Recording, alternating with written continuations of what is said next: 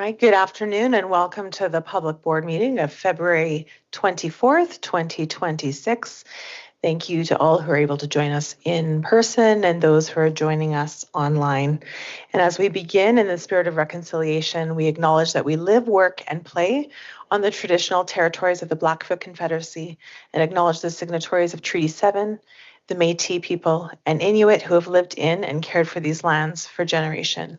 Lethbridge School Division staff and students living and benefiting from Blackfoot Confederacy traditional territory honor the traditions of people who have cared for this land since time immemorial. Lethbridge School Division also acknowledges all Indigenous students, staff, and families who have helped shape and continue to strengthen our school community in the past, present, and in the future. And at this time, we would like to, as a board, acknowledge the community of Tumbler Ridge that has been impacted by the events on February 10th, where the school experienced significant violence, and that community is forever impacted. And I believe so we extend love, prayers, deep compassion, and our thoughts are with those families and with that community. All right, we move to number 3, consent agenda. Are there any items that anyone would like to move off the consent agenda? Tiffany.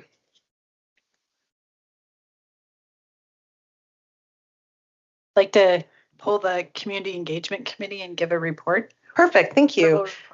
So community engagement will be 13.2 under information items. Thank you.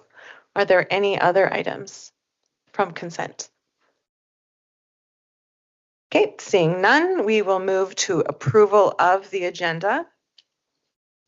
I would just like to note before I move to Craig, 2 items. I did submit the Joint City School Boards, and I left out 2 names on my report, the Superintendent of Holy Spirit, as well as administrative support that we have from the City of Lethbridge. And so I will amend that moving forward. Craig. Sorry, Craig, can I ask you to turn on your mic, please? Thank you. I forgot. Before we approve the agenda, and I apologize because this is at a late date, but this item came up after everything was submitted. And so I would just like to have 11.6, just a quick talk about committees as an action item, which would take about 5 minutes at the most. Can you give context to what you're wanting to discuss, please? In talking with Mike, it came to me that some of us don't know what all the committees are like. And it would be nice if we could have observers, if we could be as an observer at a meeting, just so that we get to know what the committees do. It's nice to get the report, but until you go to a meeting, it's hard to know, especially when we do reorganization, if you want to be on that committee. And I was just going to bring up an item about if we could have observers and what would their role be. And so it wouldn't be a short one, but I think we could do it without a written report. That's my feeling. Okay, so typically last minute items are emergent items, right? That's within our policy. So I will look to the board to see if this is an acceptable item. Can I add something about the emergence of it? Yes. Is that we're going to have a policy development meeting, policy advisory committee meeting in the next few days.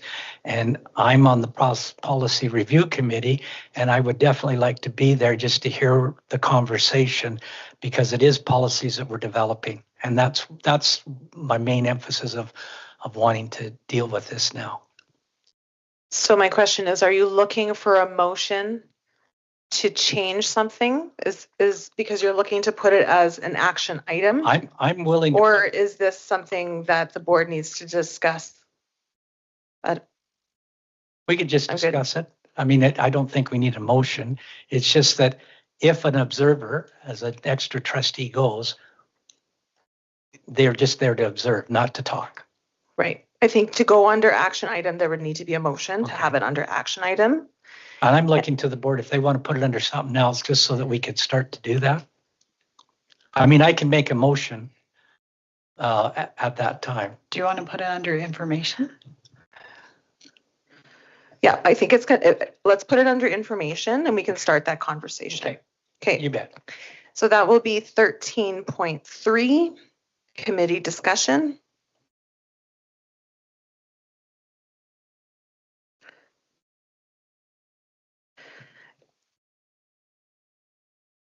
And I will add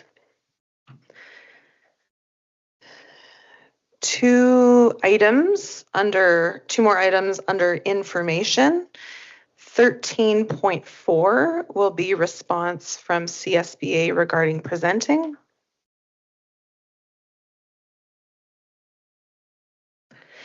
And 13.5 will be kindergarten and childcare information. I'm correct on that, yes. Okay.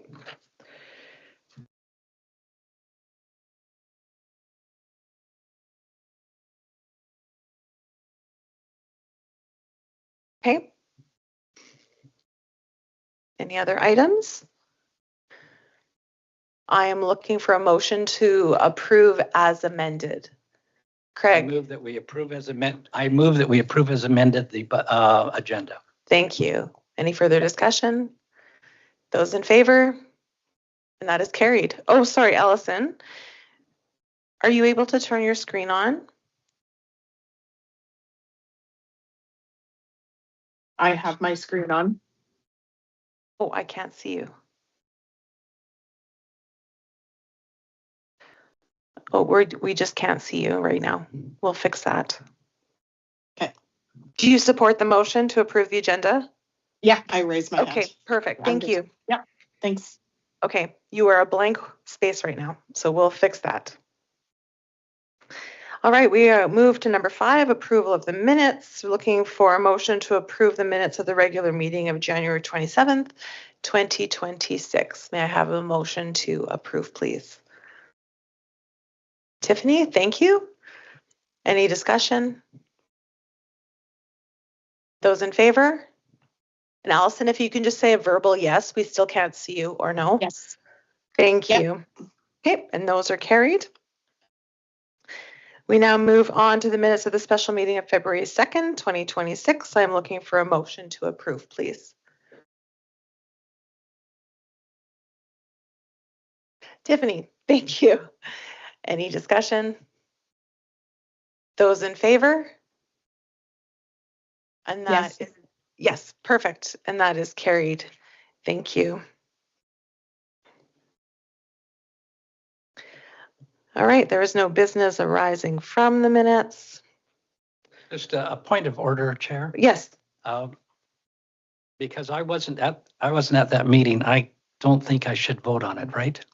No, the members that were not at the meeting do not need to vote on those Okay, minutes. thank You you. cannot because you were not there. Right. Yeah, and that will be noted. Thank you. There's no business arising from the minutes, so we now move to number 7, 7.1, business and operations.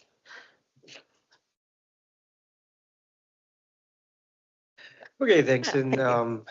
thank you all trustees. So we have my report for the month of February. So just a couple items coming down the pipe, give you some information on budget announcement from the federal government or the provincial government is this Thursday, February 26th. At this stage, we are expecting the overall general budget for Alberta education to be presented. The division-specific funding profile generally isn't released until later in March. So specifically what Lethbridge School Division gets for their budget allocation, we won't have that, but we'll have some general commentary on what Alberta education is dealing with in general for the budget that we can kind of decipher from that. On the facility site, some of the larger projects we are working on. So the cooling tower at LCI, the project meetings have been taking place. They have been moving some parts and equipment already, and that is scheduled to be completed over the Easter break. Cost for that is approximately $1.5 million. The boiler room repairs, we did have some flooding in one of the boiler rooms. There are 4 at LCI over the summer, and we've been dealing with insurance and the kind of cleanup from that. So that's something that has progressed, and that work is being corrected this week as well. The federal nutrition grant, the government of Canada did announce additional funding for school nutrition over a 3-year period. This was a partnership with the various provinces. So the school division did receive approximately $180,000 per each year, and we did receive our funding allocations for 24, 25, and 25, 26 in January, totaling approximately $360,000. Just based on that rough math, we do expect to receive another $180,000 for the next year. So there are some stipulations with this grant on the timing of when it must be spent. A large portion of the funding we did receive does have to be spent by the end of March, so in approximately 5 weeks. One of the large differences between the federal program and the provincial program is the federal program, we are allowed to use it for infrastructure to support student nutrition. So we have been working with the schools and finding what the schools' needs are to support their school nutrition infrastructure, and using a large portion of those grant dollars to help schools, replace old appliances or work through various kitchen renovations, products and replacement of appliances that they normally wouldn't have the funds or resources to do without this funding. On the technology point, we have talked about access points a few times, but our tech team did install all of our test points at SJF on February 17th. There is approximately 50 of them. The installation went smooth and efficient, largely due to the prep work and planning our RT puts into it. They're super knowledgeable on that. So far we have been having good success with the test of it. So we're going to keep monitoring that to kind of see if this is a product we do want to proceed with the replacement of all division access points, which we do have to have that completed by August of 2027. And final point, just a little update, we do have the Canyons Development Open House that the Lethbridge School Division is participating with Melcor Developments. That is a development engagement session led by Melcor. That is February 25th from 5 to 8 p.m. at SJF. This is largely to get feedback from the community on the land use concept and the tentative site plan for the school. So it is kind of a drop-in, come-and-go style event with no formal presentations. We do have presentation boards available. We'll be collecting community engagement and feedback, but there isn't like a scheduled time for a formal presentation. We did partner with Melcor on this, and it has been they have been circulating the advertisements as required in their development agreement with the City of Lethbridge as well. So that's kind of what is going on in business and operations. Be happy to take any questions from trustees at this time. Okay. Thank you very much, Kyle. Christina. Thank you so much. Lots on the go and lots of last minute announcements and waiting, and good for you managing it all. Couple questions about the school nutrition program, and some of this might be for Mark, it may be better, but first question is, we got the 24-25 funding plus the 25-26 funding this year. Do you have any information about why we didn't get it last year? Yeah, so when the federal government releases this, they do, it's kind of like childcare in the sense that they do reach individual agreements with each province, right? So it's not the federal government just comes out and here's the funding. They do have to reach an agreement with the province. And once those two did reach on the agreement, we did receive the funding at that time. Thank you. Yeah, that was my understanding, was that we were waiting for the provincial agreement. So thank you for clarifying. And then this one might be the another team member one, but are we working with the Alberta Healthy Schools team at all for the nutrition? I know that they've expressed a lot of interest in supporting or have supported various schools at different times.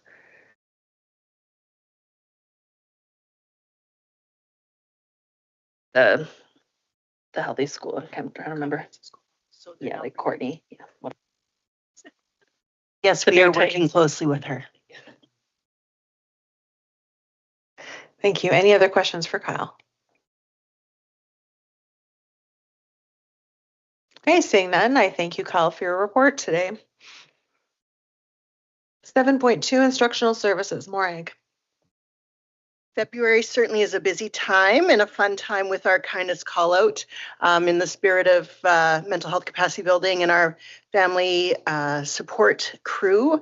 We have profiled them this month, so you get a little snapshot of Deanna Presley Roberts and the 2 teams she oversees and the great work that they do in our schools. Just a couple quick snapshots. Really want to give a huge shout out to Erin Herkett, who is facilitating some PAT and diploma preparation sessions. They've gone quite successfully and really well received. We are partnering with the Prentice Institute for Global Population Economy, and they are working alongside City of Lethbridge to get a deeper understanding around the barriers that our high school students face around public transport. I thought that would be an interesting piece to just put in here, and if you have any further questions, I definitely can provide that information for you. Schools will be circulating this information from February 15th to April 30th. So we'll be getting some really great data around transit use in our high school students. Just for your information, I did share some slides that Sydney Erlinson from West Cooley and Mitch Ward from Westminster put together for our health champs. They did a really great job of surveying our teachers around social, emotional, and wellness barriers, challenges that teachers are encountering. And so they came up with a really lovely presentation to support those health champs that will be taking the information back to staff meetings to just give them ideas on how they can best support student wellness and as well staff wellness. And I just thought the visuals were really great and well planned and thought of, and a little better than Kyle's text heavy report. And I think that's it for now. If you have any questions. Little competition never hurts, hey, Warwick?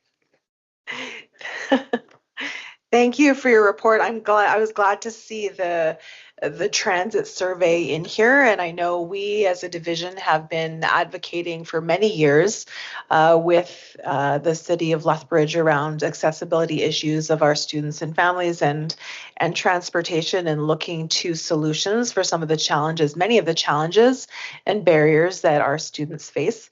One question I have about this: are students being invited to participate in this as well?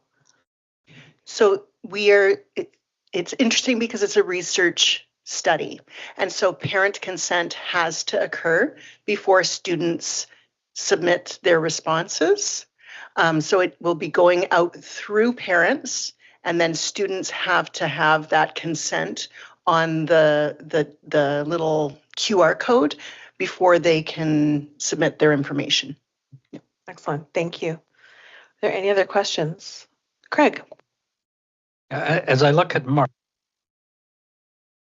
of course, that's when provincial basketball plays, but that's also, isn't it that time when the skills competition takes place at the college?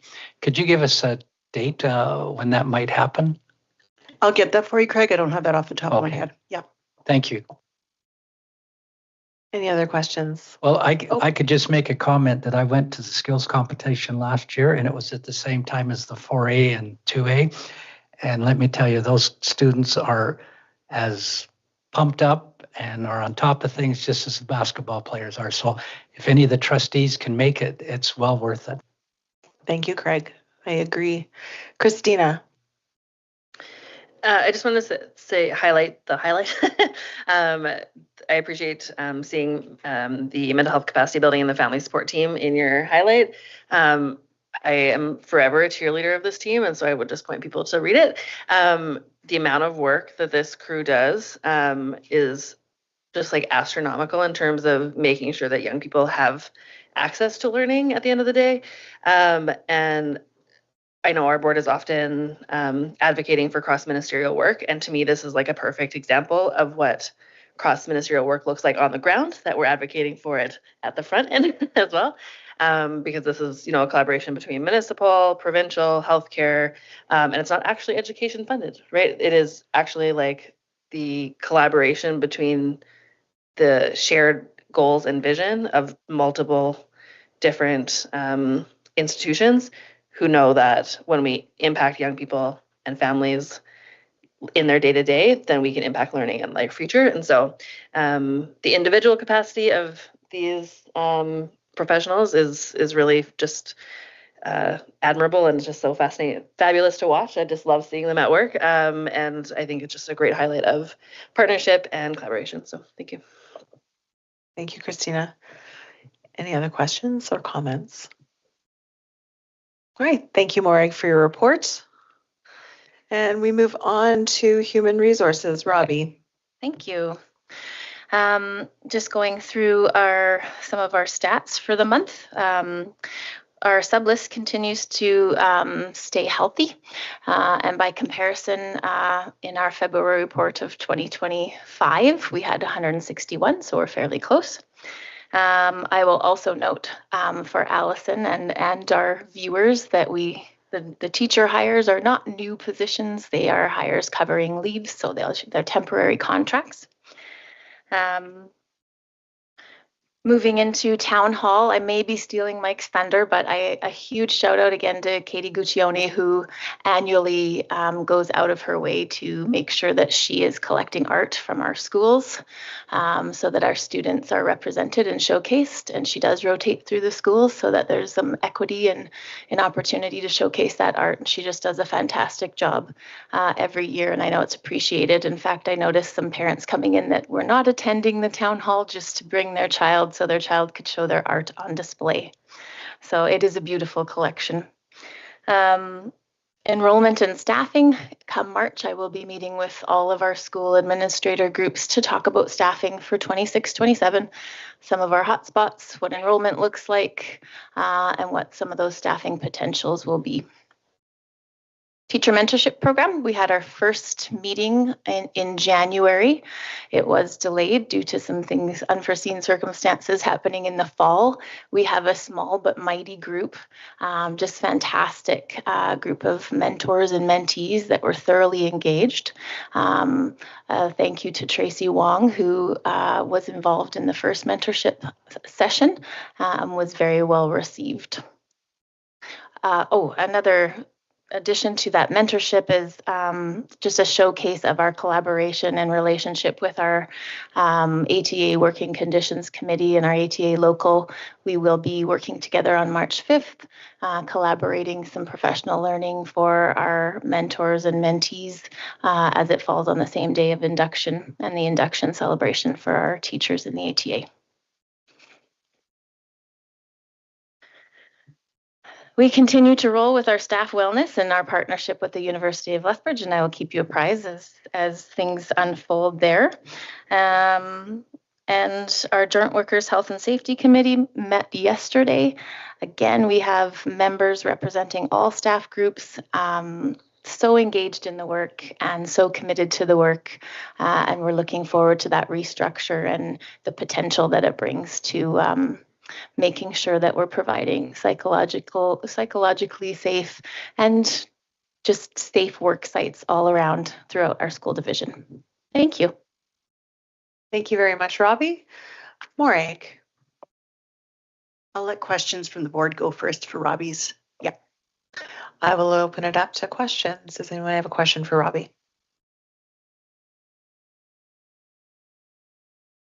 All right, seeing none. Morag.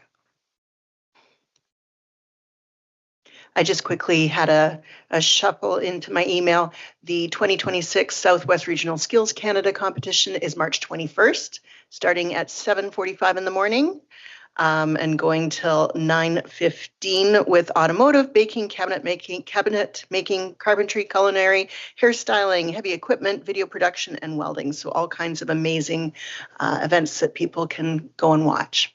Thank you. And we've actually done quite well in that competition, our dual school division. We have, thank you.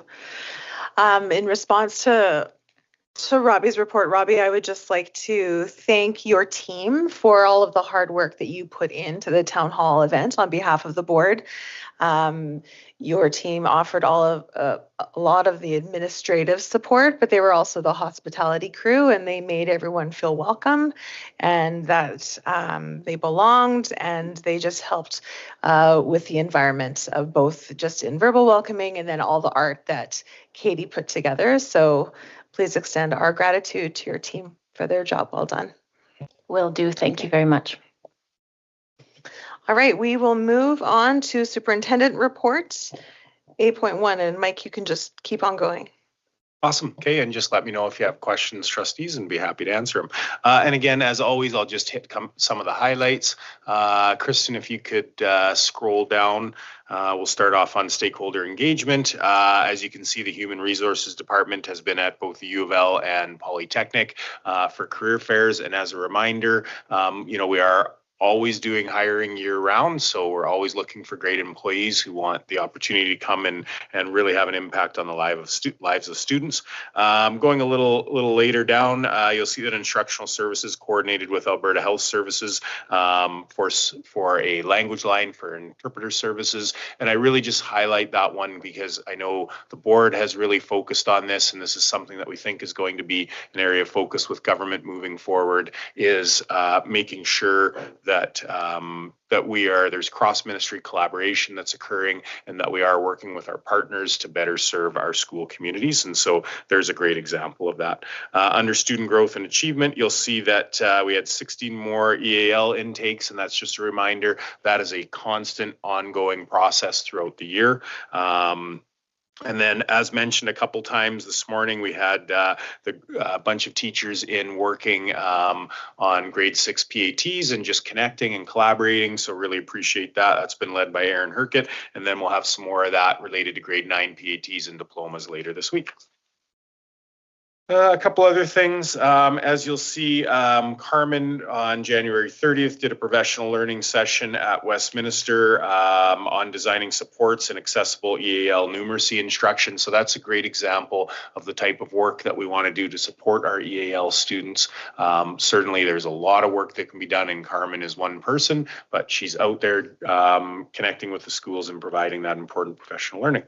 Then you'll see later down on communication and collaboration, Carly Ramatowski and Lori Campmans, that they were at, they did a literacy activity at the Lethbridge Christian Family Literacy Night. I haven't been for a couple of years, but I know the times that I have been to the Lethbridge Christian Literacy Night, it's just incredible. Like, the community's out, and just such a great event and such a great way to get everybody thinking about literacy. Safe and caring culture. I just wanted to highlight the Spirit of 51 support staff recognition. The work that the division does, and it's, led by trustees, certainly. And then the HR department works on this, but that opportunity to recognize our support staff, it is always one of the best events that we do. And we are so incredibly grateful for the support staff that we have in this division. When I say support staff, I mean folks who aren't necessarily teachers, certificated as teachers, but play an incredibly valuable role in our division. So really, really grateful for all the work that all of our staff do, and a big shout out to our support staff, and looking forward to recognizing them. It's always such a good evening. I'll keep going unless there's questions. Okay, we'll do some showcases. I know these next two showcases and donations, I always sound like a bit of a broken record, but that's because there are always some through lines with our schools. First, we'll start off with Gilbert Patterson. And I think right in the first paragraph, it says, I think it really sums it up well. The school is large enough to offer diverse opportunities while still maintaining a welcoming, inclusive atmosphere where every student is known and supported. What a great way to sum up, the kind of schools that we have here in Lethbridge School Division, and certainly the work that they do at Gilbert Patterson. And then you can see there's a bunch of information about the great athletic programs that they have there and the success we have in those areas. Then we talk about fine arts and the excellent fine arts programming that we have in the school. Then the next paragraph talks about French immersion. And again, just another great example of all the opportunities that students have that extend beyond sort of what we think about the traditional literacy and numeracy, and those core classes, and those are important, but also making sure that our kids have other opportunities beyond that in those specialized programs. So and they run a lot of exceptional programs at Gilbert Patterson Middle School, and that's really part of the middle school philosophy, to give students an opportunity to experience a variety of things and have access to more options, and all those opportunities. Then Lakeview Elementary School, you'll definitely see some through lines here with the next two elementaries. It talks about community partnerships. We are so incredibly grateful for the support that we have from the community. And I know the Polytechnic has done a lot of work with Lakeview and coming in and providing all sorts of different support. And we can see the Real Canadian Wholesale Club also provided support so students can have access to food and healthy foods and those sorts of things. You see in the next one, creating spaces for regulation and belonging.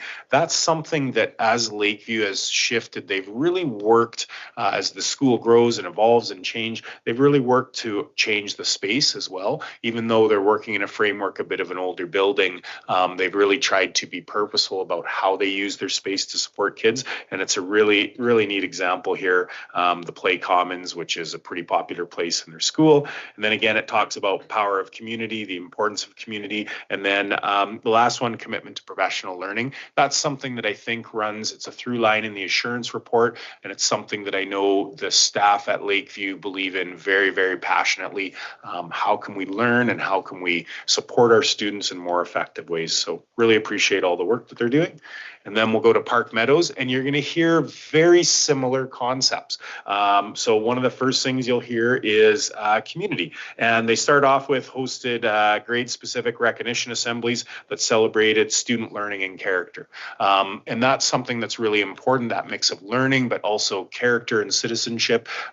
We see that in our survey results. We hear that from our schools, that's the work that they do and engage in. You'll see in the second paragraph, they also welcomed a special magic show focused on the 6 secrets to being amazing. I'm not exactly sure what that magic show is, but I read that and I'm like, I want to be a part of that because I want to see some magic and I also want to know what these 6 secrets are to being amazing. So I'll have to connect with them and the students can tell me what they are.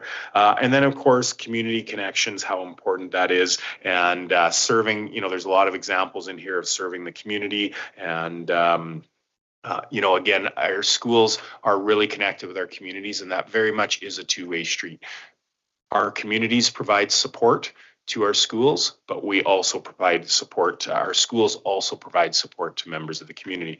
And then the last one, there's a bunch of spring events. And if you've ever been to a market day at Park Meadows, it's exciting and the place is hopping. And so certainly if you get an opportunity, always a great chance to be there. And so appreciate the work of all of our schools and really enjoy being able to highlight Gilbert Patterson, Park Meadows, and Lakeview here this month.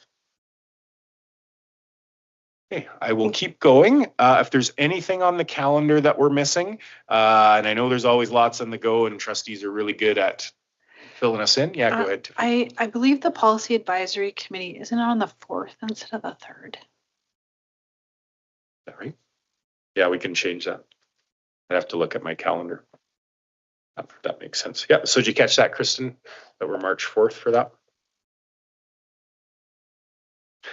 Yeah, that would make sense because strategic planning, it's a Wednesday, and strategic planning is Thursday and Friday, which is the 5th and 6th. So thanks for that.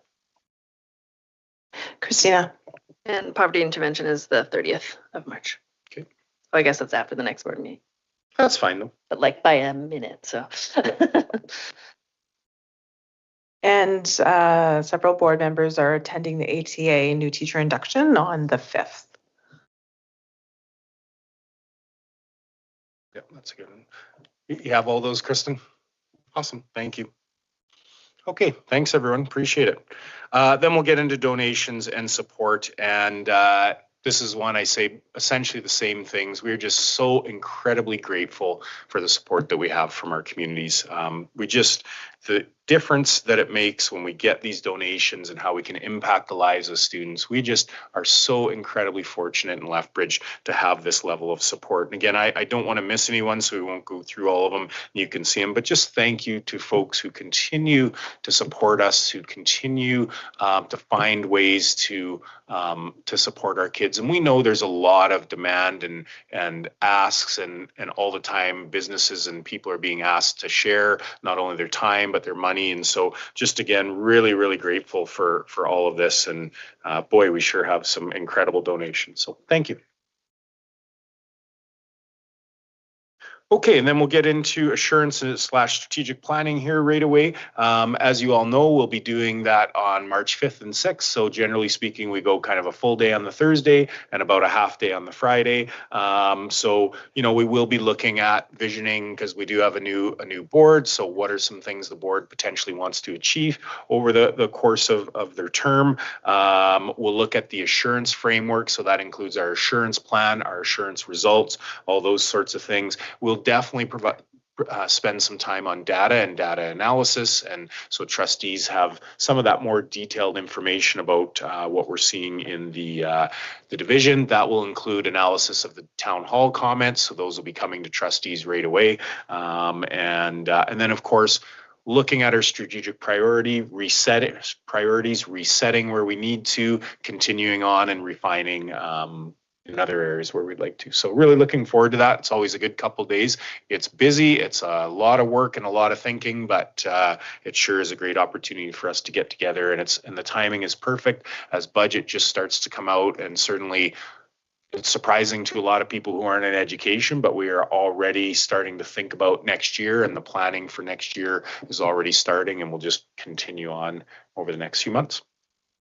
Yeah, and then we'll do a quick town hall update. I don't want to go through everything other than we will get usually after the strategic planning, that's when we send out the summaries of information. We've already sent out the summaries of the facilitated conversations that happened at the round tables. Those have been sent out to all the participants. So they have those. You know, we've had over 1,000 comments on the survey and the roundtable facilitated conversations. So there's lots of information to look at there.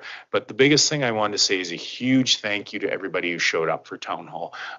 As always, I'm always inspired by the town hall, by seeing everybody there together. And, you know, I had one person who made a comment that I had said, this is what community looks like. And they really appreciated that. And I truly believe that. It's one of the things I really enjoy about town hall. It's awesome to see people spend their time, get together and talk about education and hear perspectives of others share their own perspectives. So just really grateful. And as was noted, thank you to all the staff here at the Ed Center who worked behind the scenes to get everything set up and do all of that work. It's certainly a lot of work to get it prepared, but it's work that's well worth it. So thank you to everyone for that. It was a great event. And doing some summaries. We'll send out some summaries here in the next couple of weeks so people can see what was said. Excellent. Thank you, Mike. Are there any comments or questions for Mike? Okay, seeing none, I think as a board, we can echo your comments around town hall, Mike. We are grateful to have a community that is willing to gather and share their experiences, and a strong public school education system and a strong public school division is reliant on all participating members of our community. It's not just people that are in this building. It's not just our staff members. It is our families. It is our students. It is our community members. And so town hall is a highlight of the year because it is a time where we can gather outside of the school buildings, and multiple school communities can come together. So thank you. All right, we will move on to board chair report 9.1. There we go. So advocating for public school education is one of the key responsibilities for trustees. And so there were 4 engagements since the last board meeting that I just wanted to publicly share and put on the record. On January 28th, Vice Chair Shalma Hedden, myself, Associate Superintendent Kyle Beauchamp, and Superintendent Mike Nightingale met with the Ministry of Infrastructure. This was a meeting that was requested by the ministry during our grand opening of West Cooley Station Elementary. And so we welcomed that engagement session, and we were able to just share the current and future needs of our division, as well as the successes and challenges around the building of West Cooley Station Elementary School. If we can have a voice in future school builds being smoother, and just talking about the impact that that building and that process has had on our community and our division was appreciated. On February 9th, I attended the ASBA board chairs and superintendent ministerial engagement. This is considered to be a confidential session, so I can't share what happened during that session, but it was a good day of networking with other chairs from across the province, as well as ministerial guests. On February 13th, the board members met with Rob Miyashiro, MLA Lethbridge West, and on February 19th, we met with Nathan Newdorf, MLA Lethbridge East. And so items that were discussed, you can see at the end of the agenda, we have letters. We've sent letters to both of those MLAs summarizing the board priorities that we discussed. Are there any questions? Craig? Yes, on the February 9th meeting, I know that ASBA likes to do a lot of their stuff in camera. Did they specifically say that you could not share with the board in camera any of that discussion? It was shared that it is a confidential session. So the rest of the trustees don't know what was said at that meeting? As far as I am aware and understanding, no. Okay, thank you. Thank you. Any other questions? Christina? Thanks for this review. I think that's great. I think it's really important that we demonstrate all the engagement that is happening. I also want to, maybe this is like a pulse check with the board, I'm not sure. At our last board meeting, we approved a motion to outline advocacy points for the board. And I believe that we've now fulfilled that, given the letters that we've provided to our representatives. Do we feel like that motion is now completed for this year? Are we good? Or do we need further work on that? Thank you. I have not received any additional items. I would look to the board to see if that would be a complete list. I believe my understanding is it would be a complete list because they've been shared in discussion and formal letter. All right, we can consider that closed then. Thank you, Christina. Any other questions? All right, we will move on. Number 10, presentations is a standing item. We have no presentations for today. So we move to 11, action items, and we start with 11.1, board evaluation. So I've brought forward this memo because currently there's neither practice nor process to board evaluation for Lethbridge School Division. It is within policy, as I stated, policy 201.3 within my memo. The board is responsible for regularly reviewing and assessing the impact of board policy and regulations and regularly appraising the performance of the board itself and the superintendent of schools. And I do have to say, to be transparent, in my tenure as a trustee, the board has never held a self-board evaluation. And I think it is imperative that we build a culture of transparency within ourselves and to our community, and we lead by example in moving forward with a board evaluation process.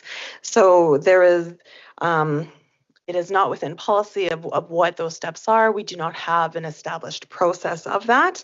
And so today, what I am looking for is that the board would provide input, and with consideration of this input, along with best practices of other boards, I have been having conversations with other board chairs, and we can continue to do that, that myself and our vice chair would develop and present a draft framework for this process moving forward for presentation to the Board of Trustees at the March 2026 board meeting, with intent to implement and complete by June 2026. Further, that this framework be included within policy during the board policy amendment process to ensure clear direction and accountability to ongoing practice of board evaluation. And that is a motion. Sorry, I don't know if I made that clear, but that is a motion. So I will open this up to discussion.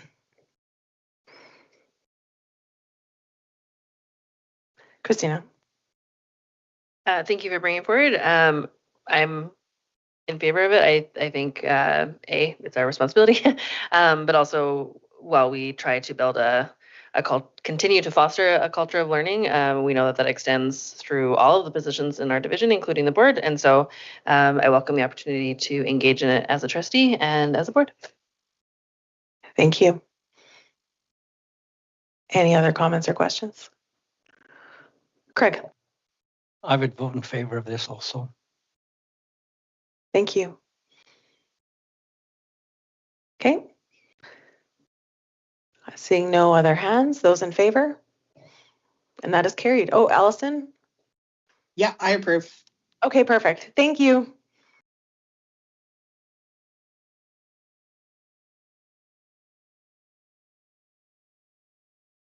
All right, we now move to 11.2, terms of reference for approval. Cheryl. Thank you. As we continue our work in getting our terms of reference consistent and following the same format, we would like to bring forward 3 more committees' terms of reference. Trustee Cully, who is the chair of the Spirit of 51 committee, yes, okay, has brought forward his terms of reference, which are attached, and I would like to put a motion forward that the board approve the Spirit of 51 committee terms of reference as presented and update Exhibit 203.4.1A Standing Committee terms of reference to include this approved version.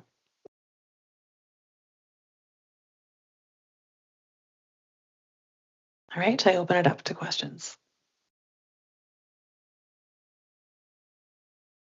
Okay, those in favor? And that is carried. Thank you very much. Thank you. We have 2 other terms of reference, which are from committees chaired by Trustee Larkin. One is the Indigenous Education Committee and the Poverty Intervention Committee, which we will deal with separately, and start with the Indigenous Education Committee. And the terms of reference are, they are going to be up there.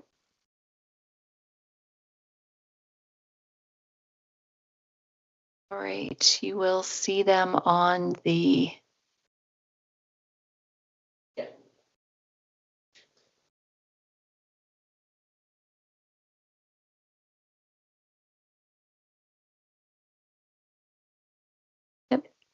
Thank you. And I just want to publicly acknowledge I missed the submission deadline, so I apologize they're not in the packet. And I apologize to Kristen.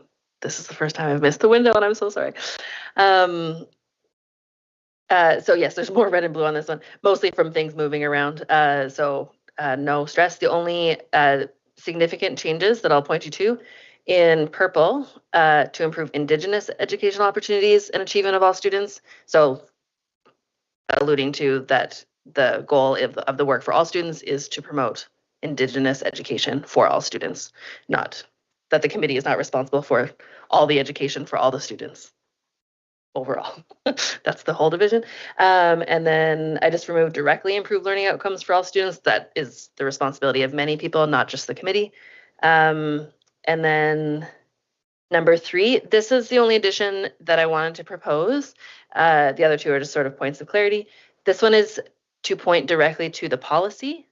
This is basically the meat of the policy. These are the 4 pillars of the policy for Indigenous education, which were not at all in the committee terms of reference, which our committee would recommend that we add. So to support strategies and program development initiatives based on the 4 pillars of resiliency and wellness, foundational knowledge, resources, and relationships. That's really the only significant update that I would ask the board to consider. The rest is largely the administrative moving of items around for consideration. Thank you very much. I will open it up to discussion.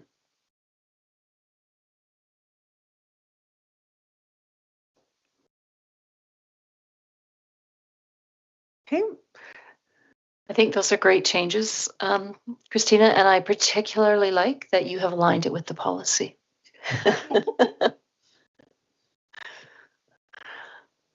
All right, just seeing no hands, those in favor? Allison? Yeah. Perfect, thank you, and that is carried. Thank you. Moving on to the Poverty Intervention Committee, Christina. Okay, so for poverty intervention, In the actual terms of reference document, there's actually no significant changes other than the standardization in terms of that we were standardizing with all of the terms of reference. So I'll actually point you to the policy. So this is my request is to, and I'll look to the how we make the motion. I'd like to make an additional motion that we update the policy in this case rather than the terms of reference, because significant work has gone into the terms of reference over the years without having updated the policy alongside it. And so instead of updating the terms of reference, which I feel to be the most current version of the work, I would rather motion that we update the policy statement in the policy itself. Just the opening statement, yeah. So I'm not sure exactly the steps to put a motion on top of the existing motion. Do we need to, because we've approved the Indigenous Ed terms of reference, so now we have to, okay. I think the first step is to approve the terms of reference as presented and update Exhibit 203.4.1A, Standing Committee Terms of Reference. So I'd like to put that motion on the floor, and then we'll deal with this next. Excellent, thank you. All right, so we are looking at the terms of reference for Poverty Intervention Committee. Are there any comments? Seeing no hands, those in favor? I approve. Perfect, thanks, Allison, and that is carried. All right, and we look for a motion on the poverty intervention policy. Do you want me to put that? Sorry, we just have one comment, Mike. Yeah, I'll just make a quick comment so we draw, just to call attention to some of the differences, because on 11.4, we're going to be doing second and potentially third reading of some policies.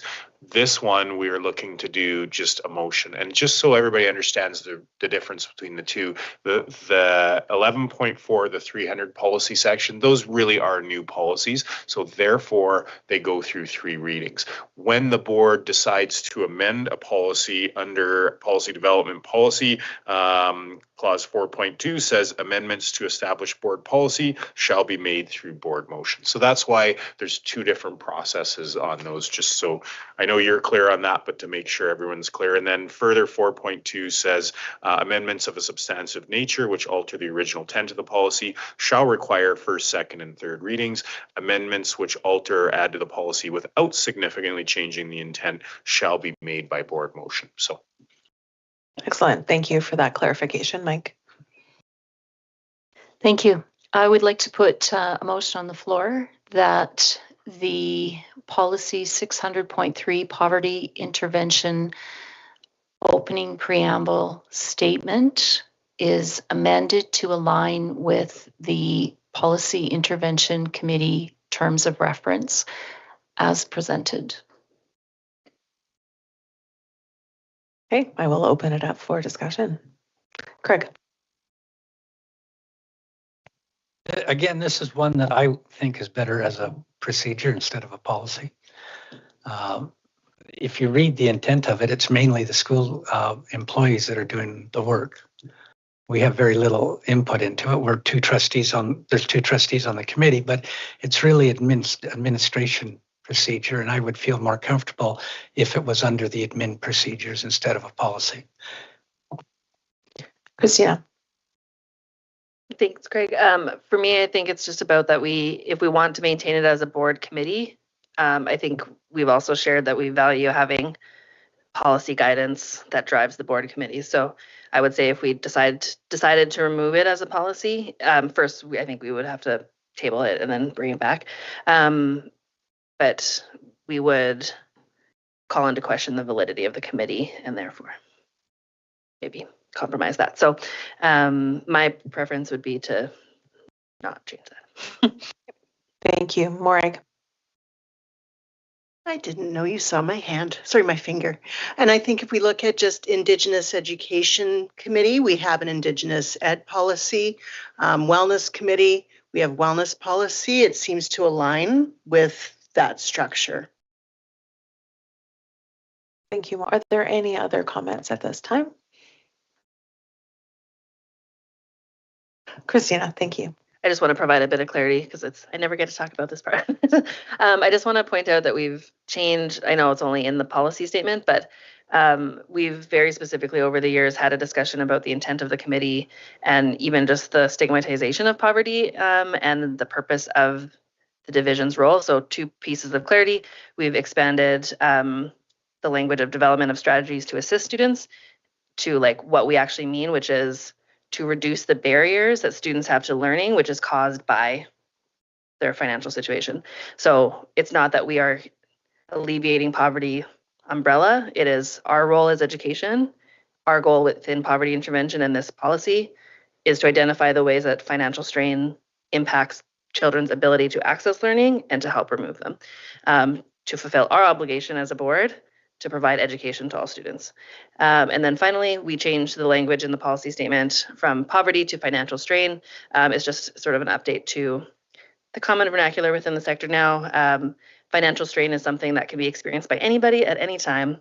You have one bad month and any of us could be in a bad situation, right? So that just is sort of a call to change that. I haven't at this point suggested a change in all the other places poverty is listed, but that's where we've updated it. Excellent. Thank you, Christina. All right, see no more hands. Those in favor? I'm in favor. Excellent. Thank you, Allison, and that is carried.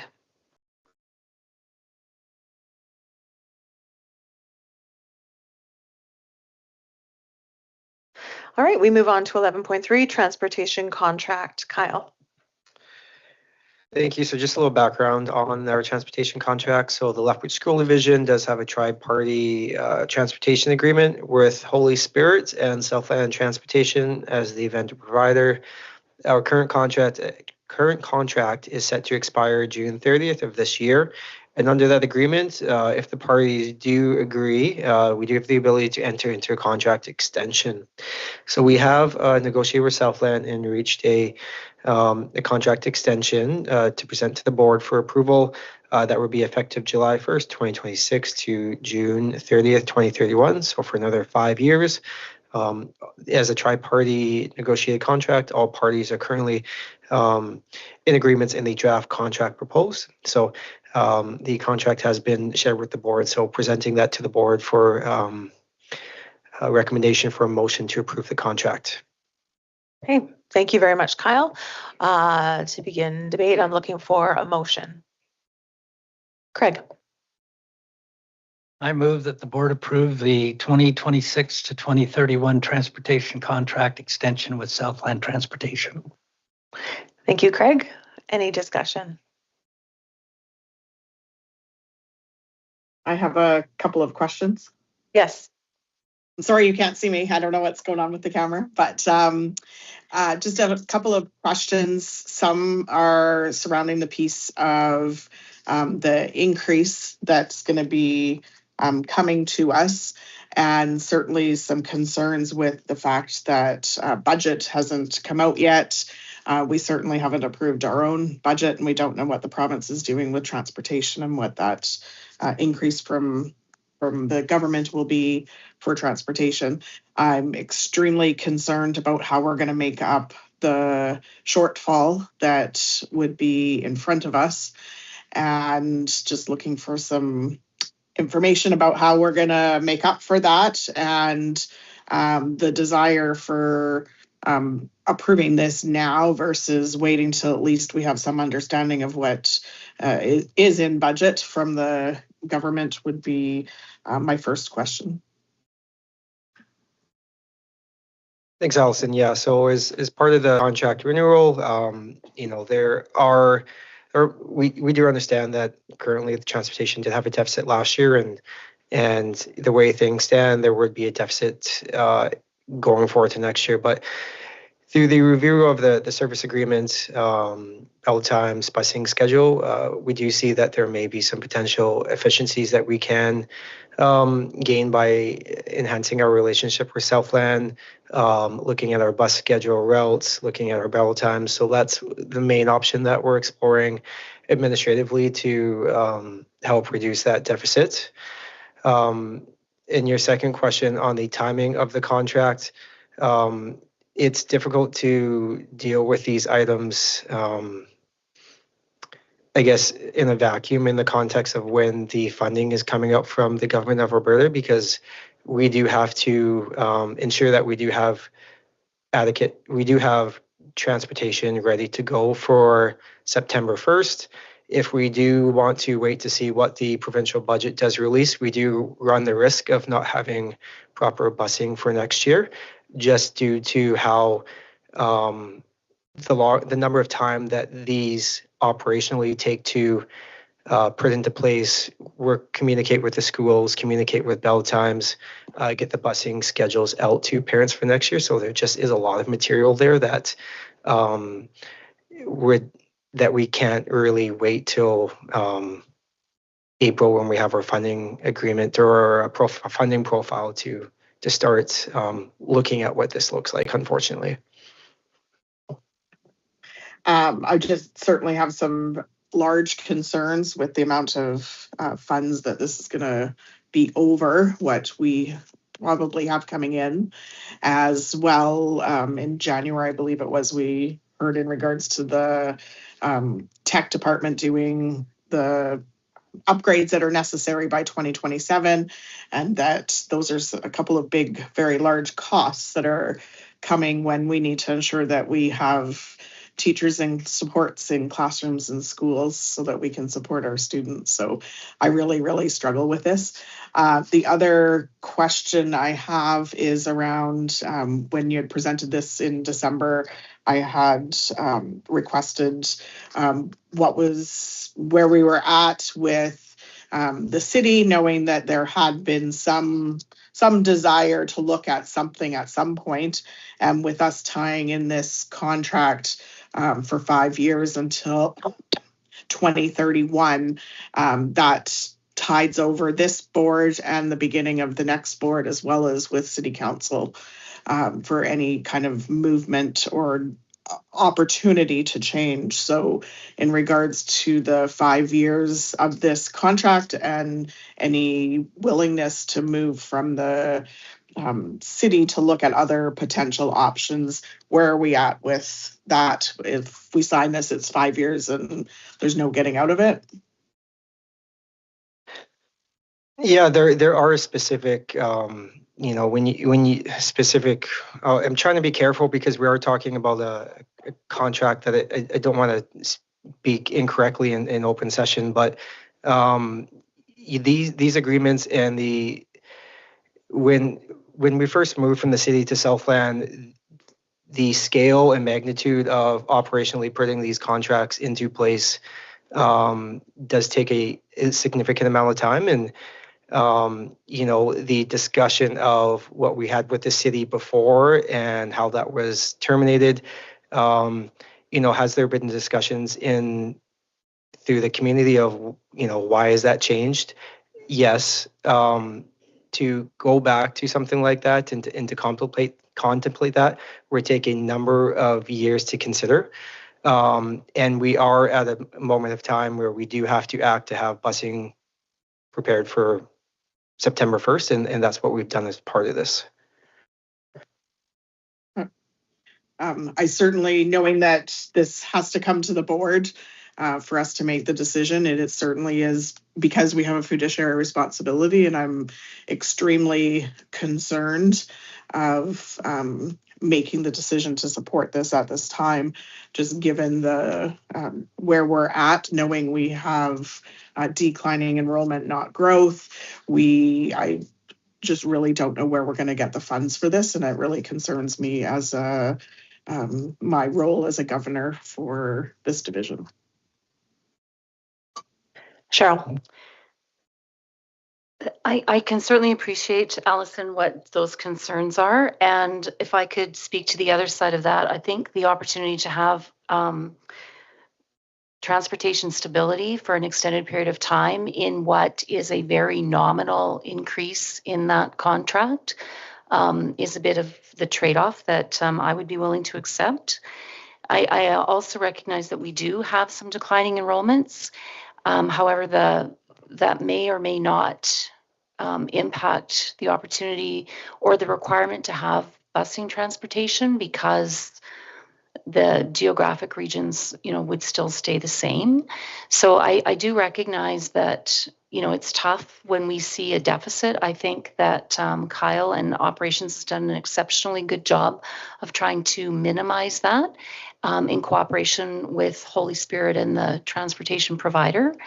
And I would agree that a contract of this magnitude is something that has to happen at a point to ensure that parents do have the stability to know that busing is going to exist for their child in September. Okay, are there any other comments? Craig?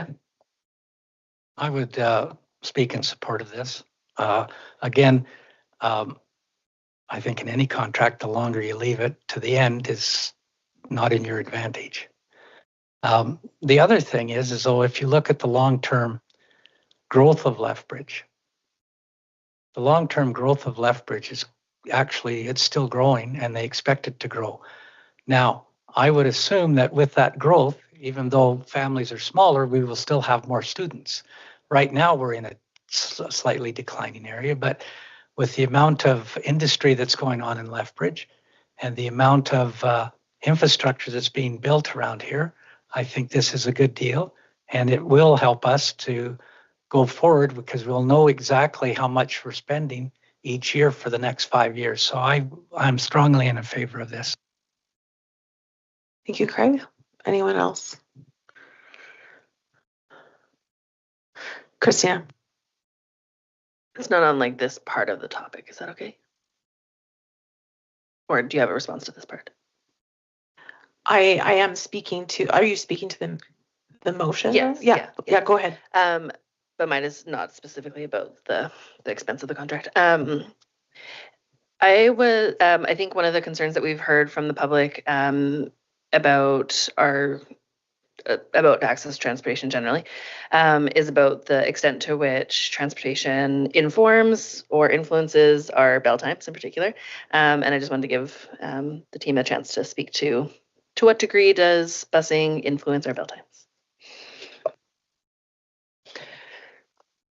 Yeah, it does play an impact on it, and it's something that as school divisions we do work directly with Southland to coordinate the bus schedules in a manner that we try to have our buses pick up 2 different schools, right, for one run. So for example, it may go to LCI in the morning and it may go to Dr. Plaxton after dropping off at LCI. So the buses don't generally do one school at a time. So there is some coordination that we do have to do between the schools in that for the bell times. So, but that is something as administration, we do work directly with Southland Transportation as a partnership to work towards the most efficient manner and something that we can have effective for schools as well.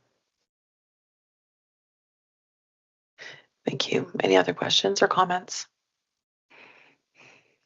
I think I hear you, Allison, with the challenge of the fiscal responsibility of this decision. I think none of us want to make a decision that we know is going to put the division in deficit for payment. And it certainly highlights the reality that provincial funding does not adequately and sustainably support transportation services for students, and that creates barriers to public education.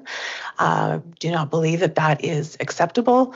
I know as a board, it is one of our advocacy items that we presented to both of our MLAs, and it is imperative that we continue to advocate for appropriate and sustainable funding for all students who are within the distance to have access to our public schools through transportation, and that the burden, significant burden of that, financial burden should not be on divisions. We are already advocating for appropriate, adequate, and sustainable funding for instructional services.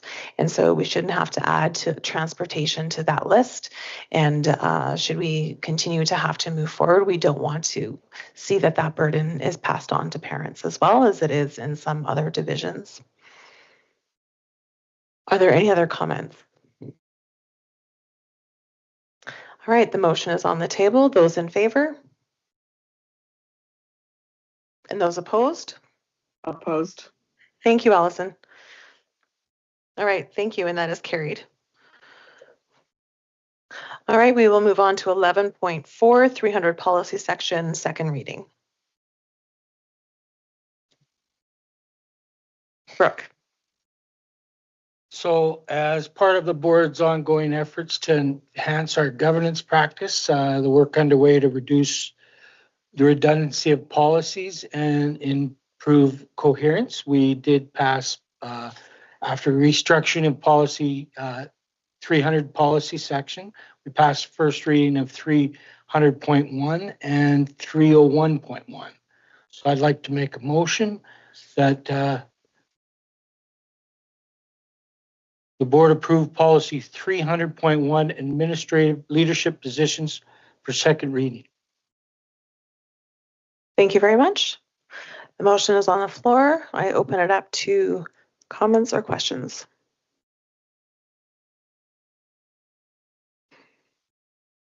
Okay, seeing none, those in favor? In favor. Thank you. And that is carried for second reading.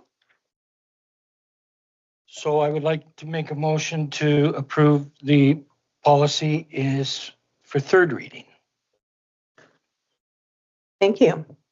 And for clarification, because second reading passed unanimously, we are able to move forward with third reading at the same sitting. Any comments or questions? Those in favor? In favor. That's carried. Thank you. Brooke. So I would like to make a motion to approve policy 301.1 superintendent of schools roles and responsibilities for second reading. Thank you very much. Any comments or questions? Those in favor? In favor. And that's carried. Brooke. And with that, I would like to make a motion that the board approve policy 301.1 superintendent of schools roles and responsibilities for third and final reading. Thank you very much. Any comments or questions? Those in favor? In favor. And that is carried. Thank you very much. And those will become official policies when they're posted up onto our website. Thank you. Good work, everyone. Well, now we move on to 11.5, establishment of a Lethbridge School Boards Committee. Let me just find my sheet. All right. This has come out of the joint City of Lethbridge and Lethbridge School Boards Committee. As you are aware, we have been advocating for the continuation of this committee.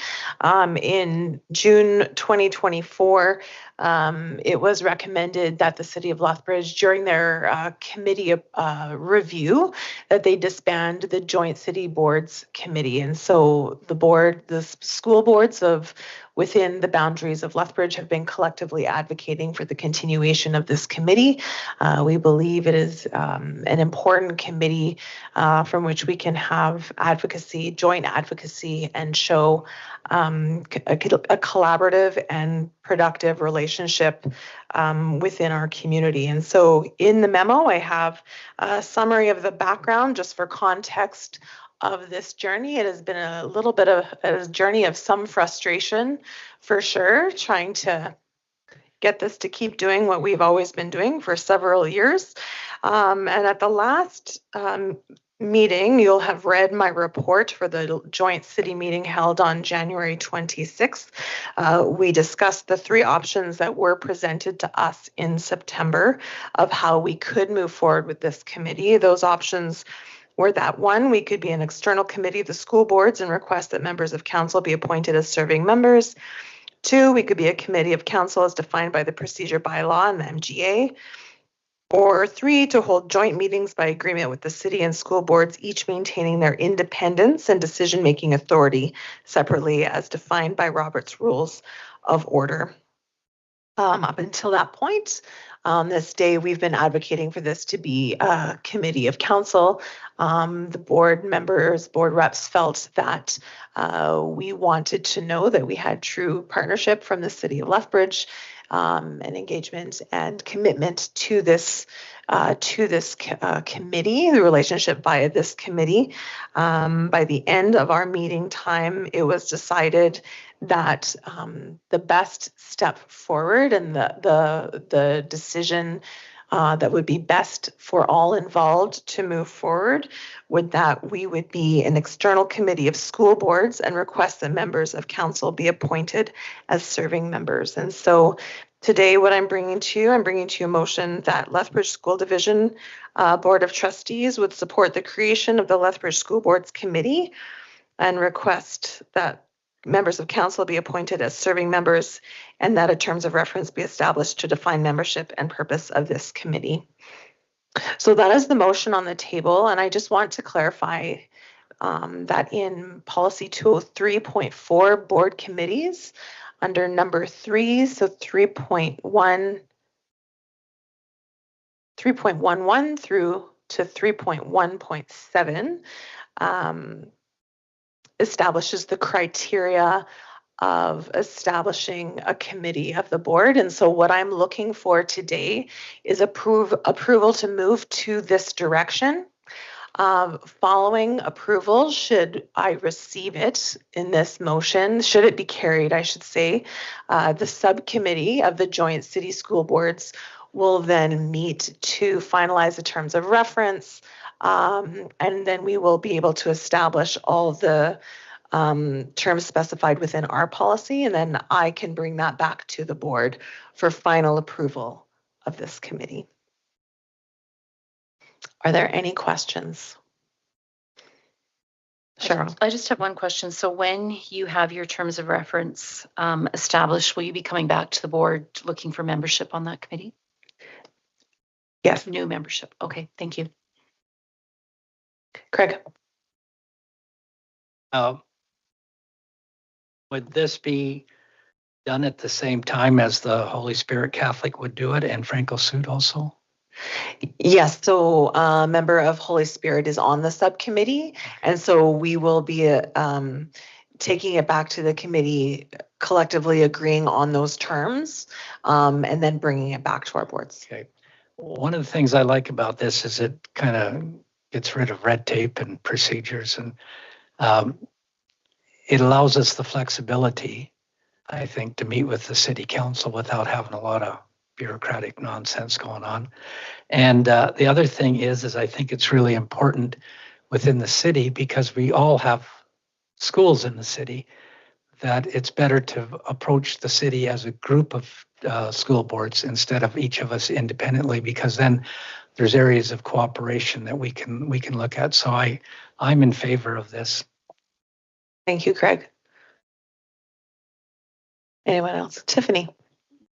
I would also be in favor of it. I think it's a valuable opportunity for relationship with the city and with the other school board. And I think that it would be really important for us to maintain this and create it in this way. Okay, thank you very much. Christina. Of course, in favor. I'm a big fan of this committee, but just out of clarity, so now that governance SPC doesn't exist, will the TOR now go to the CIC, like what's it called? We need to establish what that is. I don't know. Yeah, because so many committees are changing at the municipality right now. Okay. Yeah. So this removes it from because that was one of the concerns, is that the city council was going through so many committee changes, and this retains sort of the school board driving. Okay. I'm good. Brooke. I have We'll go to Brooke and then Allison. Just curious, would this committee always be chaired by somebody from one of the boards, or would the city representatives be able to chair this committee also? We can certainly discuss that. I think up to this point, whoever is hosting is chairing the meeting. We'll have to have that discussion if it's a school boards committee and council is invited in. I don't know that they would necessarily chair a meeting, but we would have that discussion as a subcommittee. Would you have thoughts on that? Well, I would think now that we're restructuring this committee altogether, we're taking the lead, whereas the city had the lead before. And I don't think offering them the lead would be appropriate. No, I appreciate that, Brooke. Thank you. Allison. Just wanted to say I appreciate all the work that's gone into this. It's been certainly a couple of years in the making, and a lot of thought and effort has gone into getting to this point. So I appreciate all that work. Just curious as a potential friendly amendment, because when you read the title of the committee, it kind of makes it sound like it's our Lethbridge School Division Board, which I know it's not. We're part of it. So just as a potential friendly amendment would be that it would be called the School Boards of Lethbridge Committee, as it does include Franco-Sud as well. And it just would remove some of that confusion that it's our Lethbridge School Division Committee, that it is all of the school boards of Lethbridge. And then just in terms of, I know Cheryl had asked about appointment to people to the committee. Currently, I believe that we, at our last organizational meeting, had assigned people to this committee. So I would assume that they would stay on until the next organizational meeting, unless that would be different.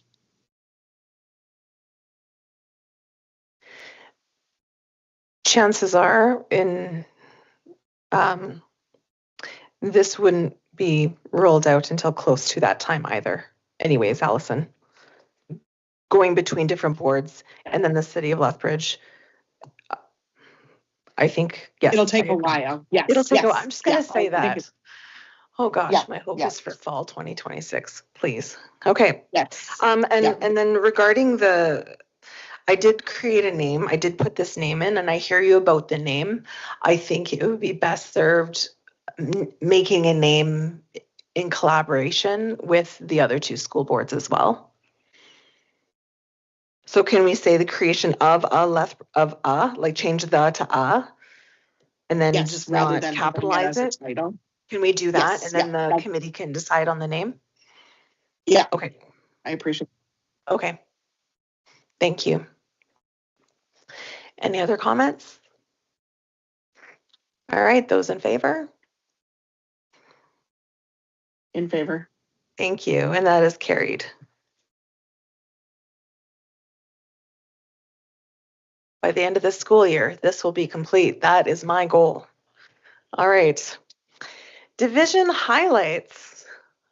Christina, let's start with you. Sorry.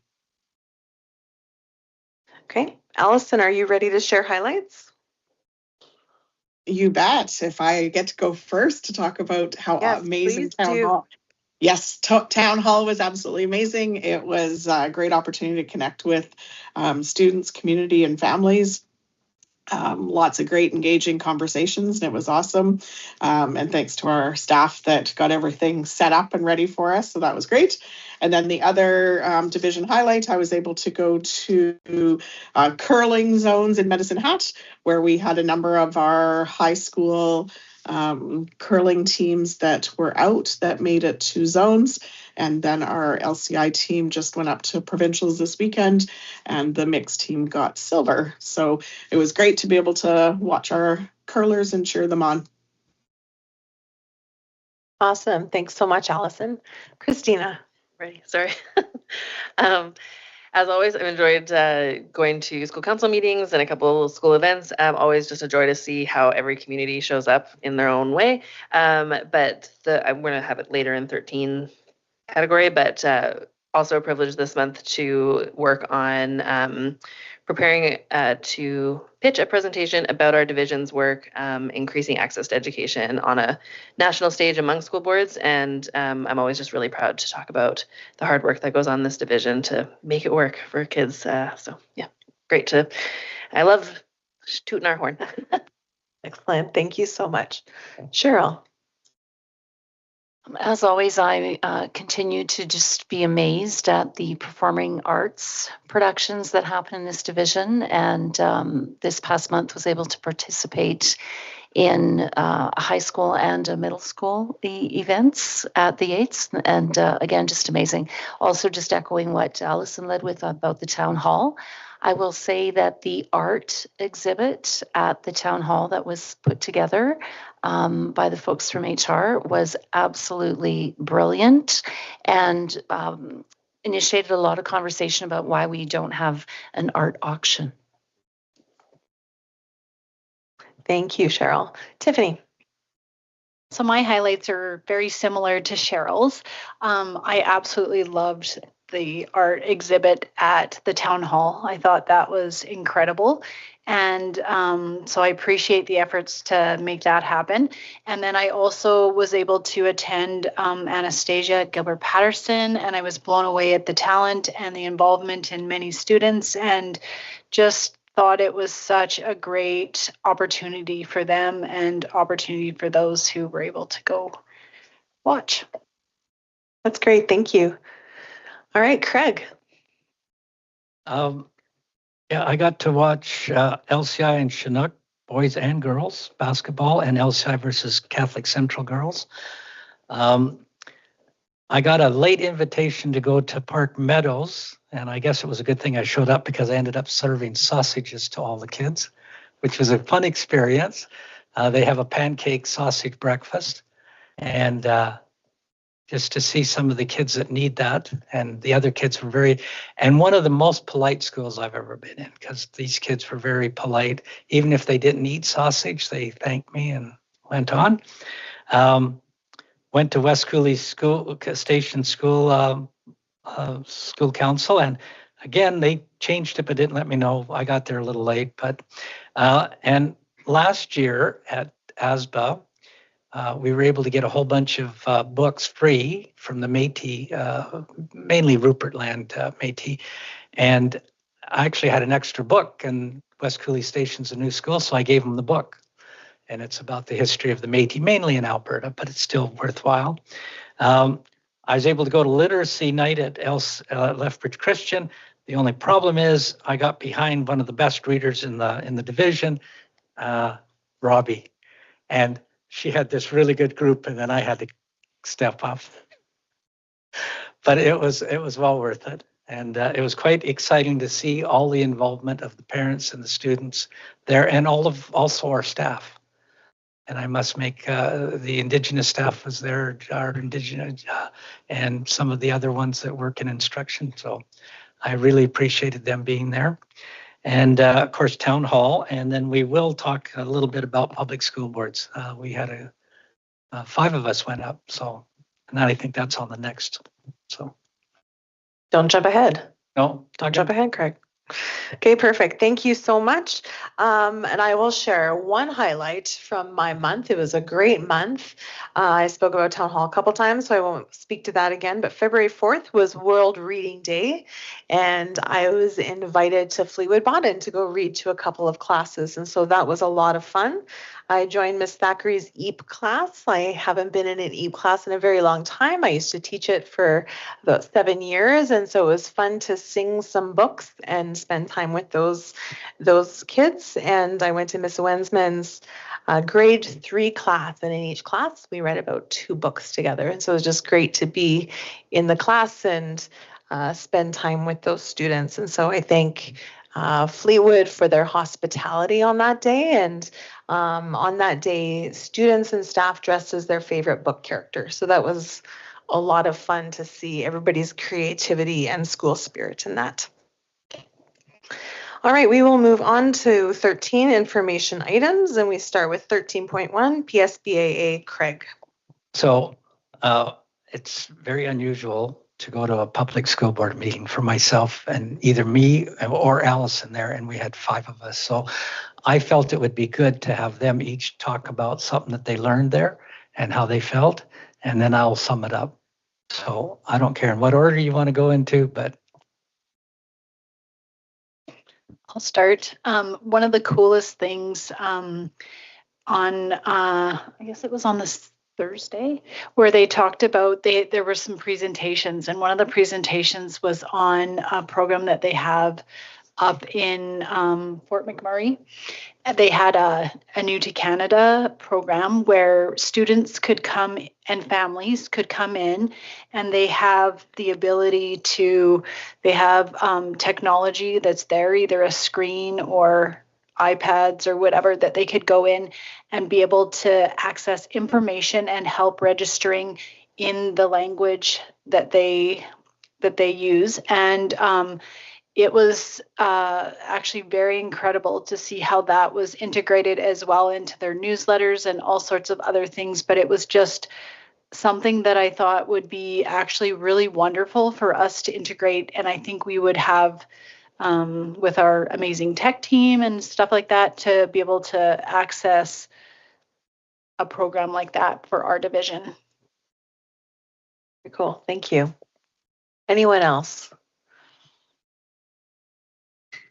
Sure. Oh, sorry, Brooke. I would echo what Tiffany said. It was, I think they titled it a newcomer kiosk station. And it was the public or the professional development opportunities were fantastic. Learning that in the Fort McMurray schools, they have over 80 languages spoken. And the efficiencies that somebody created, this whole kiosk system, was a collaboration between their diversity staff and their tech staff over the course of a weekend, using all repurposed technology. And I mean, the outcome was brilliant, but what really resonated with me was the commitment that people have to learning and their dedication to making a smoother process for students and their families. Thank you, Cheryl. Brooke. I just wanted to share a discussion that went on at PSBA, not formally, but there used to be what they called the Small Metro Boards Caucus, I guess. And so there would be Grand Prairie, Fort McMurray, Red Deer, Medicine Hat, and Lethbridge. And all the school boards in each of those communities getting together as a caucus. And there seems to be some discussion of whether we want to revive that again. And so I'm just putting it to board that discussion should probably take place. Thank you, Brooke. Oh, I will. I was getting to Allison. Thank you, Craig. Allison. And I can add, in addition to the newcomers kiosk, one of the sessions that we were had the privilege of listening to and being a part of was about high quality school boards. And we looked at a research project paper called School Boards Do Matter, and just really looking at the characteristics of effective school board governance. It was great to have that opportunity to share and hear from the speaker, as well as talk with others. And then what I always appreciate about going to PSBA is the opportunities to meet and talk with other school boards and hear what they're doing in their divisions and share the amazing things that we're doing in ours. And so that opportunity only exists when we arrive in person. So it's always great to have that networking opportunity. Hey, thank you, Allison. Hey,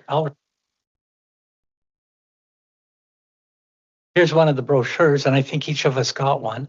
And if you wanted to look at it, but I don't know what language this is, but it's done in their language, and it gives a list of the schools and talks, basically just helps them get into it.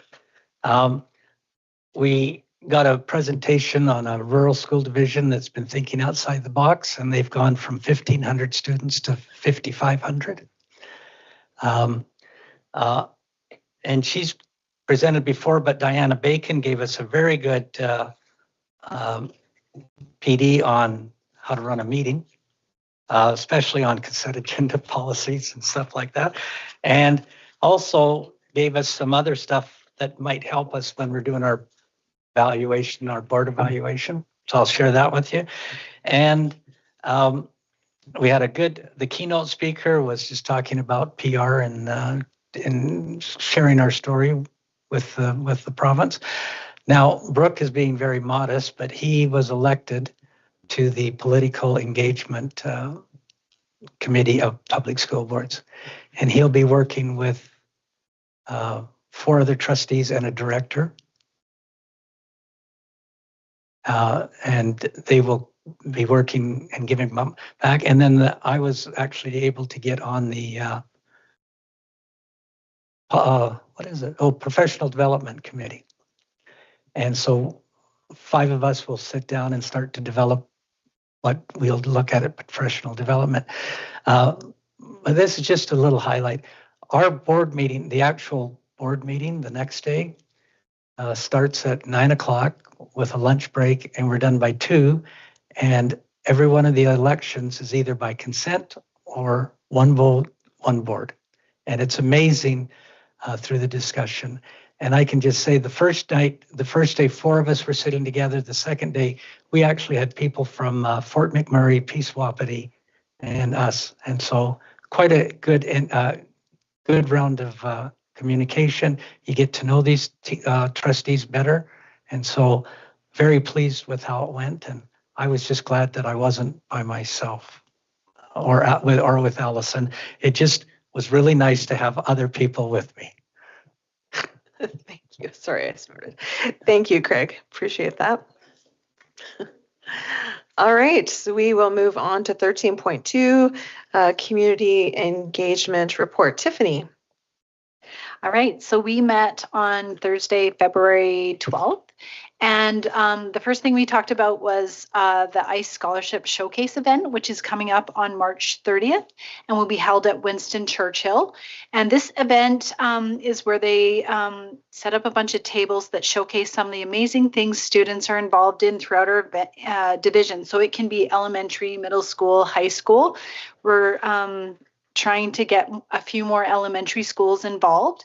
And then it also highlights students that have won the ICE scholarship before, and they do like a presentation.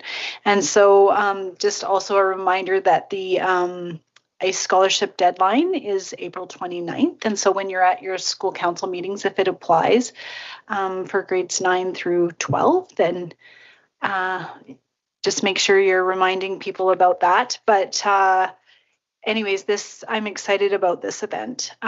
We also talked about town hall, which we've touched on lots today, so I won't say much. But then we did talk about community conversations, and Brooke offered to spearhead organizing for the remainder of the year. We're going to try and host 3 of them, possibly in April, May, and June, and find different locations at different times of the day, like having one during the day, one in the evening, and one online, possibly. And we'll just try and make sure that we get that out so people are aware of that and able to participate. We also talked about LCI engagement, and the feeling was that with our capital plan coming up, and also hoping that we can get some planning dollars, that would be the best time to do the engagement when we really have something to plan. So I think that will be wonderful. And we spoke about One Division, One Book, and we talked about actually different ways of doing that. Just with the cost of the books and everything, there was suggestions of coming up with collectively reading a number of pages as a division. And so we've decided that we will revisit that in the fall and come up with something for this next year. And then the last thing was there was interest from one of the parents about a budget survey, and talked about just different ways that it would be most meaningful. And in the end, I think we're going to try to have something come out in March. So, Excellent. Thank you so much, Tiffany. Yeah. Are there any questions? I just have a quick comment on your point on One Division, One Book. Yes. It would be, I think this would be a great idea to create an audiobook using personalities from the division, having heard about the beautiful reading voice that Robbie has, for instance. We don't want to turn it into a sleep story, but that might be something where you could highlight people. If I don't know anything about copyright or permissions or how you would get an audiobook created, but that would be something that would be kind of cool. Craig. Yeah, the One Division, One Book. I know that I think it would be wise if the committee could just talk to different schools. I know that Galbraith, they do what's called the like an NCAA and basketball. It's 64 teams, and then you read the stories, and then the kids vote, and then it keeps getting down and down. And the kids, and I got to read a couple of those, and the kids really like that. So I think there's other ways to do it without expending a lot of money. If we just take the time to figure out what works in some schools and try to improve that. There's also ways that read X amount of pages, and every kid could do that. Like they set a goal to read so many pages in a book. And so I just, the logistics of doing one division, one book, one division is quite a bit. And considering the complexities that we have in the classrooms nowadays and everything else going on, I'm not sure that would be feasible. So just encourage the committee to look at other ways. Thanks, Craig. We'll consider those ideas. Yeah, and so to give context to the one division, one book, it was a operational team vision and endeavor, and it was a significant endeavor that had really incredibly positive impact on the school community and the community at large. The reason why it landed in the Community Engagement Committee is because there was a desire for it not to be lost, but nobody knew where to put it. So I think part of the committee discussion and possibly board discussion would be, is this the right place for this project? And is there a better place for it to be directed to, right? Because as a board, we wouldn't necessarily plan a division reading event, but just awareness of context and future discussion. Yeah, thank you. All right, let's move on to, what are we on, 13.3, committee discussion. Yes. One of the things, and there's a two-pronged thing to this. One of the questions that I have when we do our board organizational meeting is we have all these committees, but we really don't know what goes on in those committees. I mean, we get the reports, but and the other thing is that because Brooke and I are on the policy review committee with Cheryl, I think it's important that as an observer, and I mean as an observer, it would be I go there, but I don't say anything. I want to feel what people are saying about our policies so that when we have our meeting, the three of us, our meetings are better, they'll be better informed and we can make better decisions. And I think it would be what I would like to see us, if we could do that, is that if someone wanted to attend, say, the Indigenous Committee as an observer, the rule is go and listen, don't speak, because we're not part of the committee.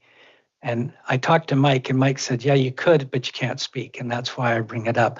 And if the board is feeling all right with that, and I'd like to hear the comments, I would like to see us do that, because I don't know what goes on in the Spirit of 51 or the community conversation or poverty. And it would be interesting, I think, for myself. After 4 years, I know very little about some of the committees. I know the ones that I've been on, but it would be nice to just go and listen and see. And so I just move that as a point. We can discuss it and decide how to go forward. And I'd like to hear comments from everybody. Thank you, Craig. I will open it up for discussion. Having invested a significant amount of time and effort into creating terms of reference, I would oppose changing up the membership of committees. I feel that, for example, we just heard from Tiffany a report on her committee. We get reports from all the committees. I have a high level of respect and confidence in my fellow trustees who are chairing and attending other committees, that I don't feel that showing up at their committee as an observer is not only, I feel it's unnecessary, but I also worry about committees that aren't just trustees. So those third parties maybe wondering why they're all of a sudden outnumbered, or like I don't see the value in it. I feel like I'm familiar enough with all of the committees that the descriptions are adequate, the reports are fantastic.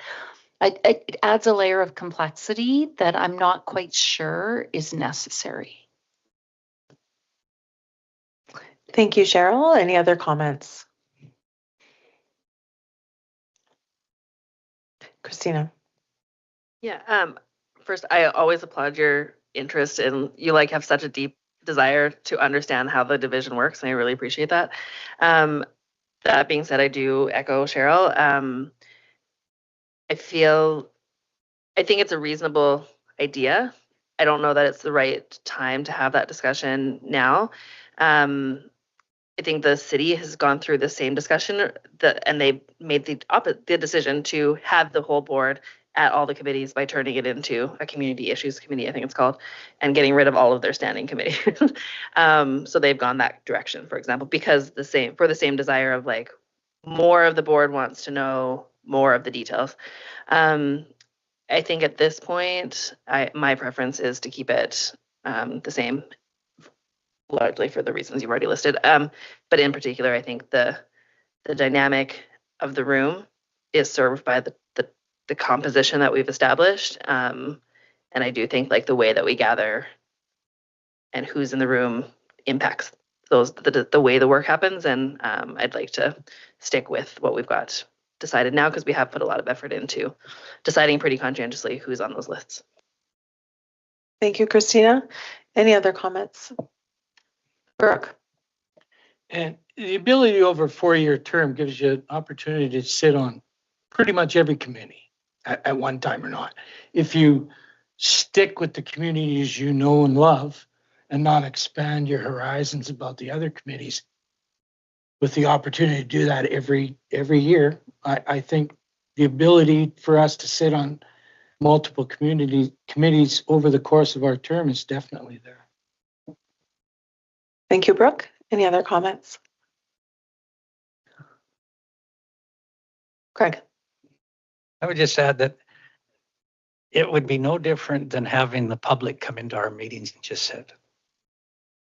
In fact, I would appreciate more public to come into our meetings and just sit, because then they get to see how we work, and that's all I'm asking is that it doesn't have to change terms of reference. If someone would like to go to a meeting, they just get a hold of the chairperson. So I'd just like to come and listen.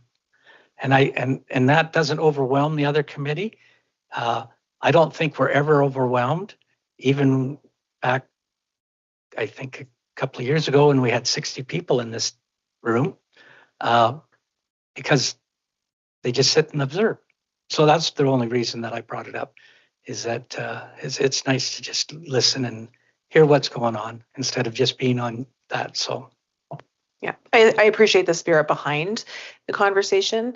In policy, committees aren't considered to be public meetings, and so there's that element to it.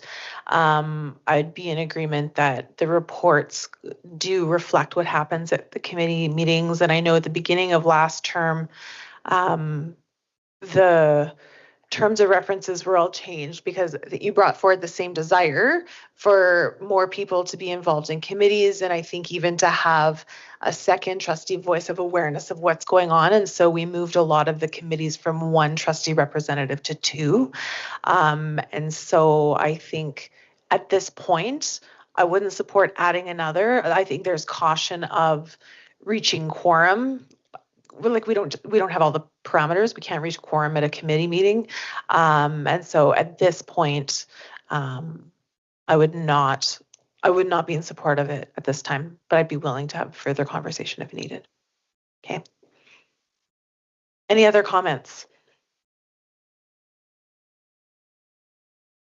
Okay. Seeing none, we will move on to 13.4. Response from CSBA regarding presenting. Christina, there is not a memo in this, so we will have a follow-up memo to this item as well as the following item put online following the meeting. Christina. And just so I look like I didn't submit memos for any of my items. This was originally a camera item in the board. We made the decision to move it out of camera for public awareness. So this is just an update to last board meetings notice that we had sent out a letter on behalf of the board applying to the Canadian School Boards Association 2026 Trustee Gathering on Education, Innovation, and Reconciliation. The submission was attached to the prior board meeting. Gratefully, we did receive notice in February that the proposal was accepted and will now be working on development of a presentation for that. At this point, at a minimum, Trustee Meheden and I have registered to attend as presenters. Excellent. Thank you very much. Cheryl. I just want to also say that Christina is very modest, but Lethbridge School Division is one of only 2 proposals that were accepted from Alberta. Well done. Thank you for applying on our division's behalf. Are there any questions? Brooke. Are you taking your mountain bike to Whistler?